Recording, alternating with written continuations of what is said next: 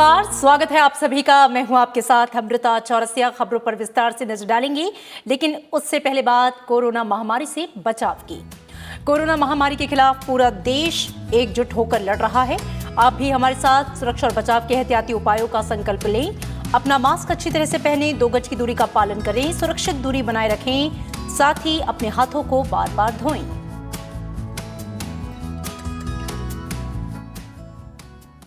और आइए अब एक नजर हेडलाइंस पर।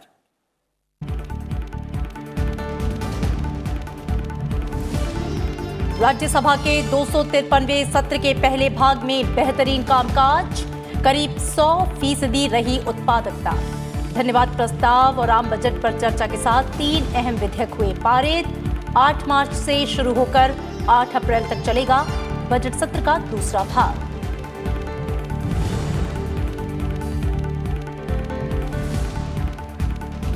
केंद्रीय वित्त मंत्री निर्मला सीतारमण ने आम बजट पर राज्यसभा में हुई चर्चा का दिया जवाब। विपक्ष के तमाम आरोपों को बताया बेबुनियाद, कहा सभी वर्गों के विकास के लिए काम कर रही है सरकार।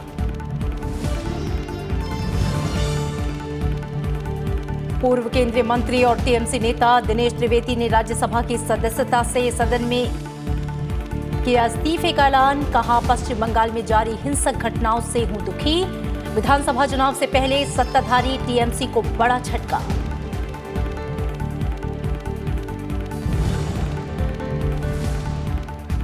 लद्दाख को लेकर मीडिया और सोशल मीडिया में तथ्यहीन और भ्रामक खबरों पर रक्षा मंत्रालय का बयान। कहा भारत ने चीन को नहीं दिया है कोई भी क्षेत्र, मतभेदों को हल करने का काम जारी। बीजेपी अध्यक्ष जेपी नड्डा ने कांग्रेस नेता राहुल गांधी के आरोपों को बताया सेना का अपमान।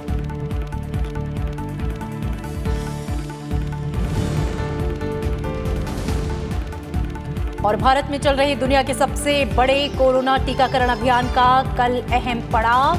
स्वास्थ्य कर्मियों को दी जाएगी कोरोना वैक्सीन की दूसरी खुराक। अब तक करीब 78 लाख से अधिक लोगों को लगाया जा चुका है टीका। 12 राज्यों और केंद्र शासित प्रदेशों में 70% से ज्यादा लोगों का वैक्सीनेशन।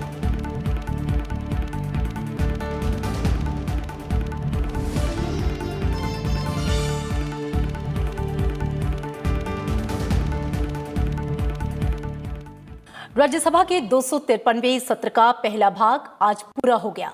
कामकाज के लिहाज से बजट सत्र का ये पहला चरण बेहतरीन रहा। सदन में इस दौरान करीब 100% उत्पादकता के साथ काम हुआ। इस हफ्ते उत्पादकता 114% रही, वहीं पहले हफ्ते में उत्पादकता 82% रही। बजट सत्र के पहले चरण के लिए कुल 45 घंटे 34 मिनट समय निर्धारित था और सदन की कार्यवाही 45 घंटे 23 मिनट चली, यानी अवरोध की वजह से सिर्फ 11 मिनट का नुकसान हुआ। बजट सत्र के पहले चरण के दौरान 26 घंटे 30 मिनट चर्चा हुई। कुल चर्चा का 58.4% समय धन्यवाद प्रस्ताव और आम बजट पर चर्चा में लगा। धन्यवाद प्रस्ताव और आम बजट पर चर्चा में 98 सदस्यों ने हिस्सा लिया। पहले हफ्ते अवरोध की वजह से 4 घंटे 24 मिनट का नुकसान हुआ था, लेकिन इसकी भरपाई दूसरे हफ्ते में ज्यादा देर तक कार्यवाही चलाकर पूरी कर ली गई।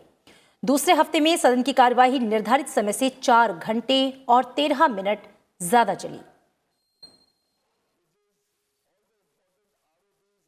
I'm happy to inform you that this part of the session has been quite productive, with the House clocking 99% productivity. The productivity of the House during this week has been 113%, as against the productivity of 82% during the first week, as against the total scheduled time of 45 hours, 4 minutes. Net of only 30 minutes have been lost due to disruptions. This part of the session has been one of the debate and discussions with a total of 27 hours and 11 minutes, accounting for over 60% of the total functional time spent on discussing motion of thanks to the President and the general budget for 21-22. About 100 members spoke on these two subjects alone, as against the total loss of 4 hours 24 minutes during the first week. The members sat for an extra 3 hours 54 minutes during the second week. Budget सत्र के पहले चरण में राज्यसभा में शून्यकाल और विशेष उल्लेख के दौरान जनहित से जुड़े 88 मुद्दे उठाए गए। इनमें शून्यकाल के दौरान 56 मुद्दे और विशेष उल्लेख के दौरान 32 मुद्दे शामिल हैं। इस दौरान 55 तारांकित सवालों के मौखिक जवाब दिए गए। इस दौरान सदन में 3 विधेयक भी पारित हुए। इनमें जम्मू कश्मीर पुनर्गठन संशोधन विधेयक 2021, महापत्तन प्राधिकरण विधेयक 2020 और दिल्ली राष्ट्रीय राजधानी राज्य क्षेत्र विधि विशेष उपबंध दूसरा संशोधन विधेयक 2021 शामिल है। Total of 88 issues of public importance have been raised. Those include 56 jura over and 32 special mentions. 55 starred questions were orally answered. 3 bills were passed. The J&K Reorganization Amendment Bill 2000, the National Capital Territory of Delhi Law Special Provisions Amendment Bill 2021 and the Major Ports Authority Bill 2020. सभापति ने budget सत्र के दूसरे चरण शुरू होने से सदस्यों से सभी स्थायी समितियों की बैठक में शामिल होने की अपील की। इसके बाद से सभापति ने सदन की कार्यवाही 8 मार्च सुबह 9 बजे तक के लिए स्थगित कर दी। बजट सत्र का दूसरा चरण 8 मार्च से 8 अप्रैल तक होना है।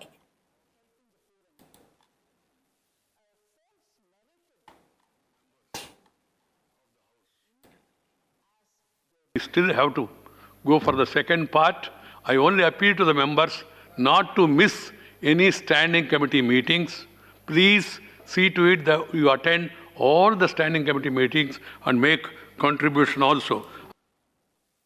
राज्यसभा में केंद्रीय वित्त मंत्री निर्मला सीतारमण ने केंद्रीय बजट 2021-22 पर हुई चर्चा का जवाब दिया। वित्त मंत्री ने विपक्ष के तमाम आरोपों को बेबुनियाद बताते हुए कहा कि सरकार सभी वर्ग के विकास के लिए काम कर रही है, चाहे वो गरीब हो या फिर उद्यमी। वित्त मंत्री ने कहा कि सरकार पर 60 गांठ वाले पूंजीवाद का आरोप लगाना बेबुनियाद है।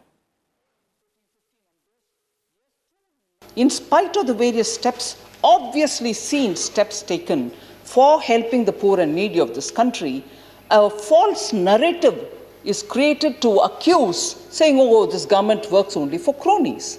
I just want to come up with some details before I get into some of the details in the budget to say, houses completed under PM Awas Yojana, sir, more than 1.67 crore houses have been completed. Is that for the rich? Households which have been electrified under Saubhagya since 2017 October is more than 2.67 crores. Is that for the rich?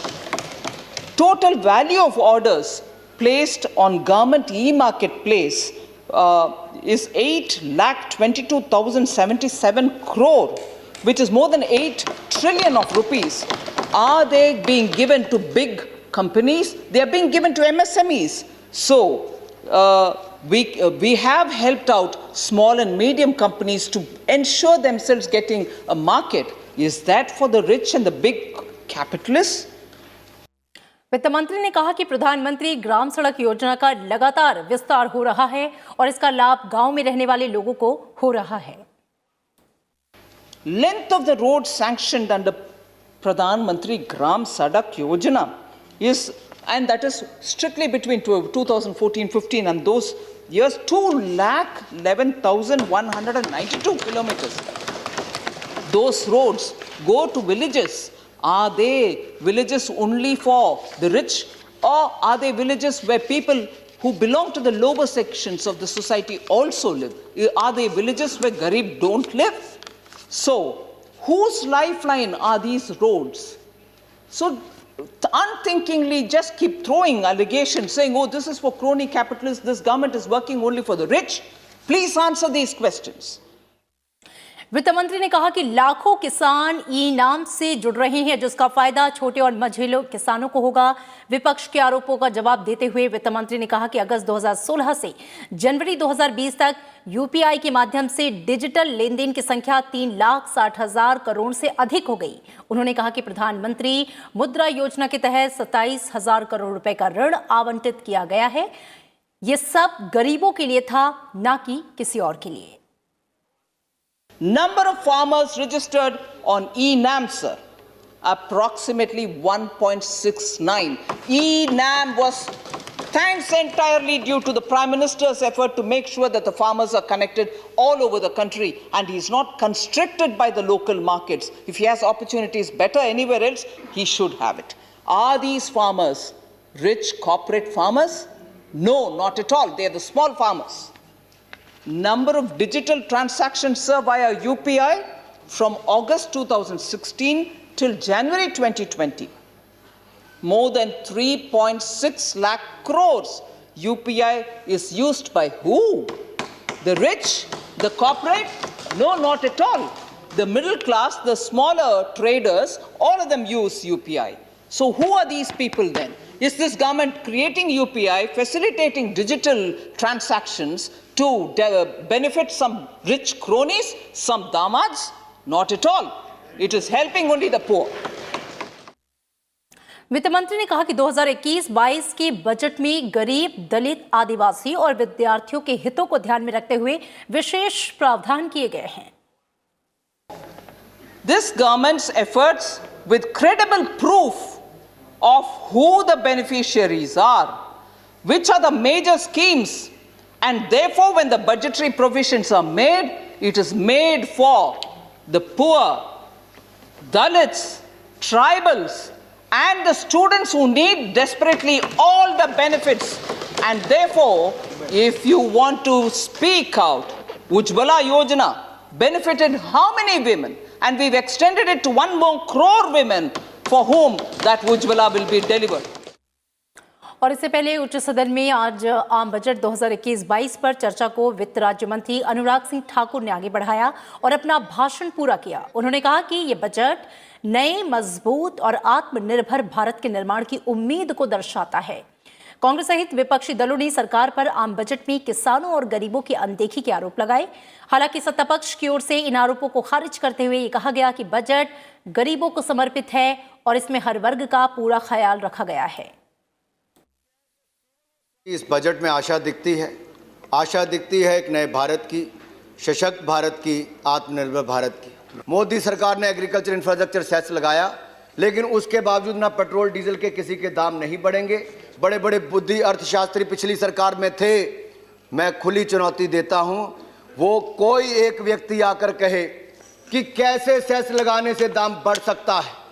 दूसरे सदन में जाएं, इस सदन में कहें, आप लोग कह दो मंडी खत्म हो जाएगी। मेरी खुली चुनौती है कांग्रेस पार्टी के नेताओं को, कोई बताए कहां किस कानून में लिखा है कि मंडी बंद होगी, कहां लिखा है कि एमएसपी बंद होगा। Whereas while allocating 900 crore for the newly created Agricultural Infrastructure Fund for 2021, there has been a cut of 1,700 crores on the interest subsidy scheme for the farm loans. So the defense mention needs to be mentioned, sir. It has dipped from 1.3 lakh crores in budget estimates. Currently, it has been decreased by 70,775 crores to 13.4%. Private sector में पहले reservation लाए, जिससे 25% आबादी लगभग 80% की, 52% आबादी OBC की, जो आज़ादी के 73 वर्ष बीत जाने के बाद भी जो भारत के संविधान में बाबा साहब डॉक्टर भीमराव अंबेडकर ने जिस आरक्षण की व्यवस्था की थी, उस आरक्षण को आज तक किसी भी सरकार ने, चाहे पहले यूपीए की सरकार रही हो या वर्तमान में एनडीए की सरकार जब जब आई है, तब तब इन्होंने निजीकरण को फायदा पहुंचाने का काम किया है। This budget can be called as a budget of the governments, which in the name of the Atmanirbhar Bharat is wholly and surely and very clearly serving all the greed of the capitalists inside the country and outside the country. 14वें वित्त आयोग ने कहा है कि जो भी tax लेगी भारत सरकार, 40% स्टेट को देना पड़ेगा।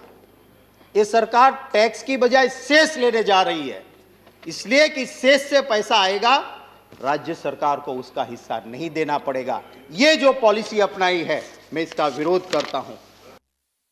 किफायती आवास परियोजनाओं को इस सरकार ने बजट में जो विशेष एग्जेम्पशन दिया है, वो गरीबों के लिए आवास बनाने के लिए। देश में 2022 तक हर छत को जो आवास देने का संकल्प हमने किया है, उसको पूरा करने का काम इस बजट में किया और उसके साथ ही साथ दुनिया भर से भारत में निवेश आए, इसके लिए अंतर्राष्ट्रीय वित्त सेवा केंद्र के निवेश को सरकार ने छूट दी और कंपनी लॉ का भी क्रिमिनलाइजेशन सरकार ने इस बजट में रोकने के माध्यम से देश में ईज ऑफ डूइंग बिजनेस को आगे बढ़ाने का काम किया है। Even on irrigation, the Upper Krishna project has not been completed, though which has been funded by the central government during my regime, accelerated irrigation program which I have launched at the time. And Thank you. Hardly for 10 months. Sir, I demand or I request, I pray that program, the Upper Krishna program should be taken over as a national project and see that it is completed as quickly as possible. Almost all the infrastructural fund announcement by Minister in Agriculture, Animal Husbandry, Rural Infrastructure, Micro Irrigation should be taken with caution, as many of the announcements made in previous budget and stimulate packages during the COVID is neither sanctioned nor spent. Rajya Sabha से हुए संशोधनों के साथ महापत्तन प्राधिकरण विधेयक आज लोकसभा से पारित हो गया। इसके साथ ही यह विधेयक संसद के दोनों सदनों से पारित हो गया। देश के 12 प्रमुख बंदरगाहों को स्वायत्तता देने वाला महापत्तन प्राधिकरण विधेयक 10 फरवरी को राज्यसभा से कुछ संशोधनों के साथ पारित हुआ था। इससे पहले लोकसभा से यह विधेयक बीते मानसून सत्र से 23 सितंबर 2020 को पारित हुआ था। विधेयक के कानून बनने से निर्णय लेने की पूर्ण स्वायत्तता के साथ ही प्रमुख बंदरगाहों को अधिक दक्षता के साथ काम करने का अधिकार मिलेगा। साथ ही प्रमुख बंदरगाहों के संचालन में पारदर्शिता लाने में भी मदद मिलेगी।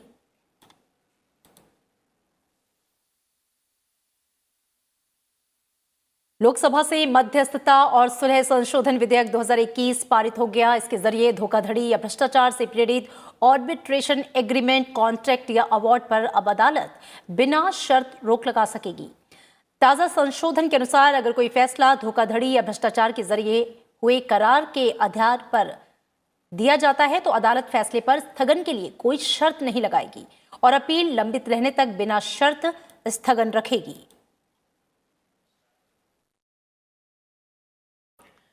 कांग्रेस के वरिष्ठ नेता मल्लिकार्जुन खड़गे राज्यसभा के अगले नेता प्रतिपक्ष होंगे। मौजूदा नेता प्रतिपक्ष गुलाम नबी आजाद का राज्यसभा का कार्यकाल सोमवार को खत्म हो रहा है। कांग्रेस अध्यक्ष सोनिया गांधी ने कांग्रेस अध्यक्ष राज्यसभा के सभापति एम वेंकैया नायडू को इस बारे में चिट्ठी लिखी है।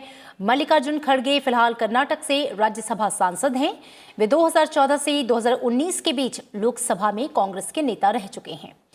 मल्लिकार्जुन खड़गे राज्यसभा के 17वें नेता प्रतिपक्ष होंगे।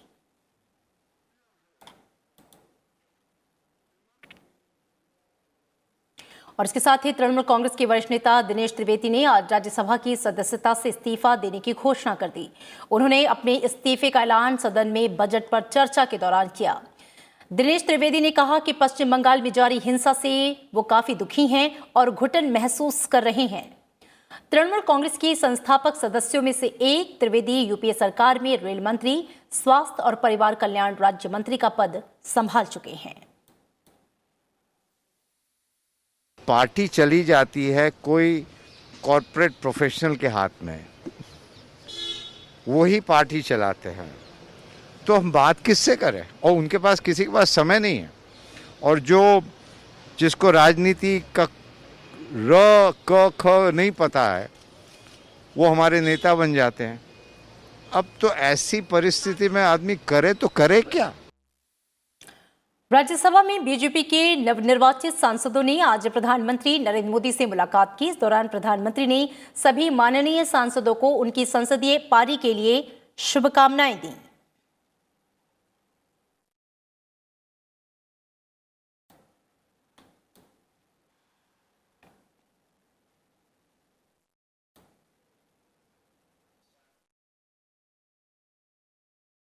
रक्षा मंत्रालय ने लद्दाख में पैंगोंग झील क्षेत्रों में भारतीय सेना की वापसी को लेकर मीडिया और सोशल मीडिया में चल रही तथ्यहीन और भ्रामक खबरों को खारिज करते हुए एक बयान जारी किया है। रक्षा मंत्रालय ने अपने बयान में यह कहा है कि पूर्वी लद्दाख में चीन के साथ हुए समझौते में भारत ने अपने किसी भी इलाके को नहीं छोड़ा है। रक्षा मंत्रालय ने कहा कि पूर्वी लद्दाख क्षेत्र और देश की राष्ट्रीय सुरक्षा को प्रभावी बनाने के लिए यह कदम उठाया गया। मंत्रालय ने यह कहा है कि सरकार को अपनी सेना की क्षमताओं पर पूरा भरोसा है। सेना का ये बयान कांग्रेस नेता राहुल गांधी के चीन को जमीन देने के बयान के बाद आया। उधर बीजेपी अध्यक्ष जेपी नड्डा ने राहुल गांधी के बयान को सेना का अपमान बताया है।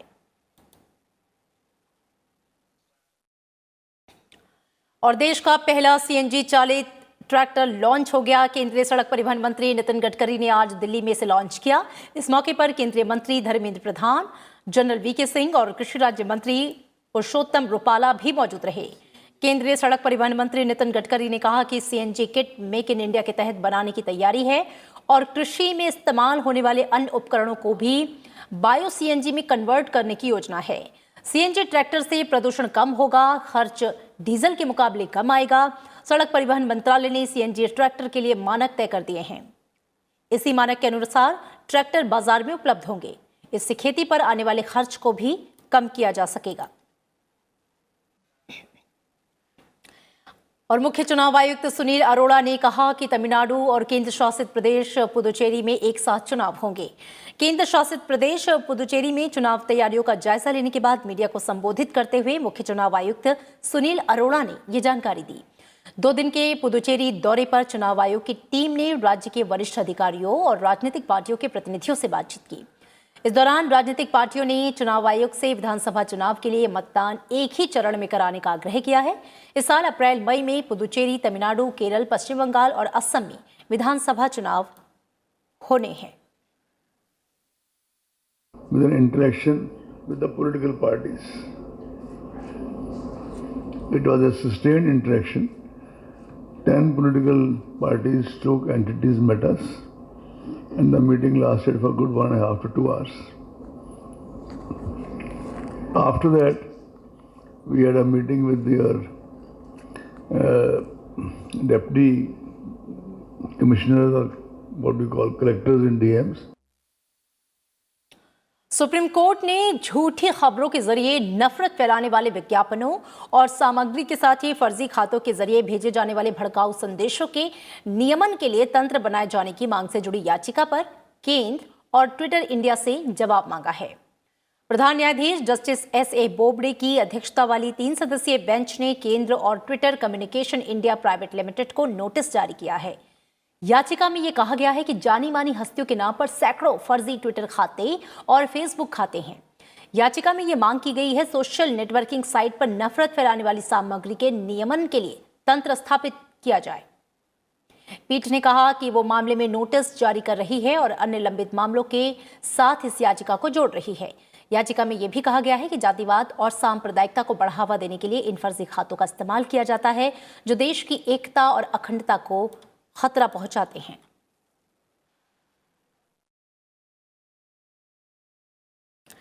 उत्तराखंड में सुरंग में फंसे लोगों को निकालने का अभियान चौथे दिन भी जारी है और अब तक 36 शव निकाले जा चुके हैं, जबकि 168 लोग अब भी लापता हैं। और इसी बीच धौलीगंगा नदी में बढ़ते जलस्तर के कारण बचाव कार्य को समय समय पर रोकना पड़ रहा है। वहीं रैणी गांव के ऊपर झील के निर्माण की जानकारी मिलने के साथ ही एनडीआरएफ और एसडीआरएफ की एक टीम को रेकी के लिए भेजा गया है।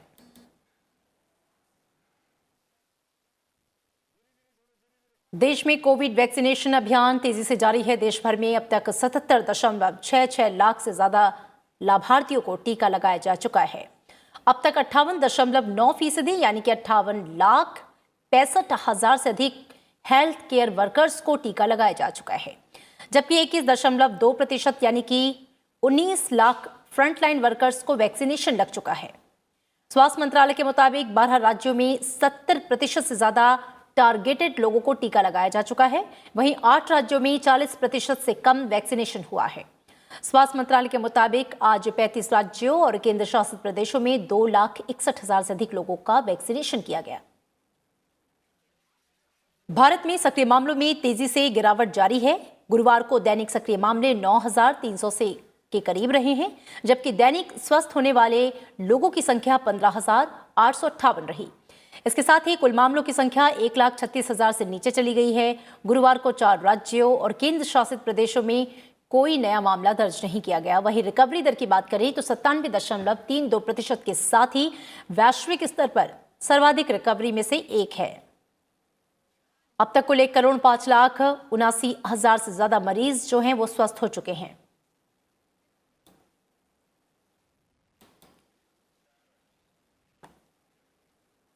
भारत के औद्योगिक उत्पादन में दिसंबर में 1% की वृद्धि हुई है। इंडेक्स ऑफ इंडस्ट्रियल प्रोडक्शन यानी कि IIP के एक आंकड़ों के मुताबिक दिसंबर 2020 में मैन्युफैक्चरिंग सेक्टर का उत्पादन 1.6% बढ़ा है। खनन उत्पादन में 4.8% की गिरावट आई है, जबकि बिजली उत्पादन में दिसंबर 2020 में 5.1% की वृद्धि हुई। पिछले साल मार्च में कोविड-19 महामारी के कारण औद्योगिक उत्पादन प्रभावित रहा था।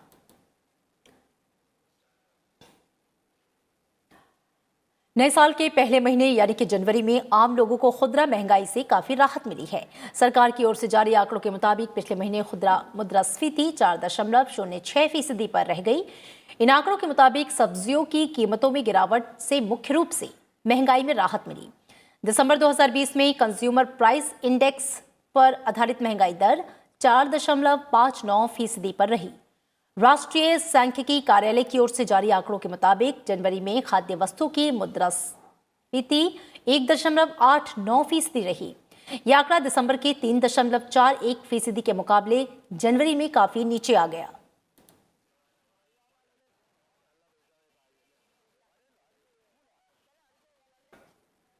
और तमिलनाडु में एक फैक्ट्री में आग लगने से 11 लोगों की मौत हो गई है। राष्ट्रपति, उपराष्ट्रपति और प्रधानमंत्री ने इस घटना पर गहरा दुख जताया है। राष्ट्रपति रामनाथ कोविंद ने ट्वीट करके कहा कि तमिलनाडु के विरुधुनगर में जानमाल का नुकसान दुर्भाग्यपूर्ण है। उन्होंने घायलों के शीघ्र स्वास्थ्य लाभ की कामना की।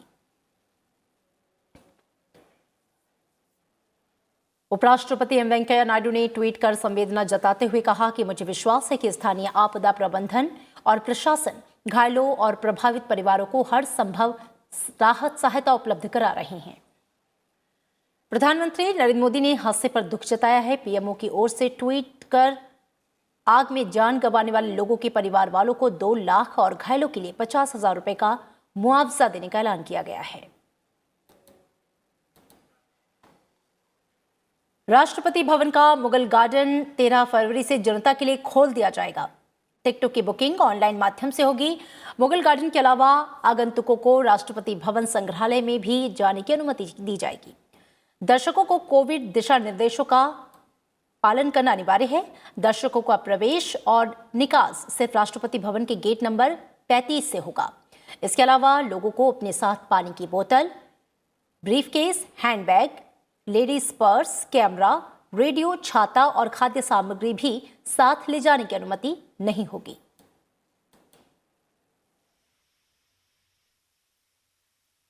और फिलहाल इसी के साथ इस बुलेटिन में इतना ही, लेकिन चलते चलते एक बार फिर आपसे अपील। कोरोना महामारी के खिलाफ पूरा देश एकजुट होकर लड़ रहा है। आप भी हमारे साथ सुरक्षा और बचाव के एहतियाती उपायों का संकल्प लें। अपना मास्क अच्छी तरह से पहनें, 2 गज की दूरी का पालन करें, सुरक्षित दूरी बनाए रखें, साथ ही हाथों को बार बार धोएं।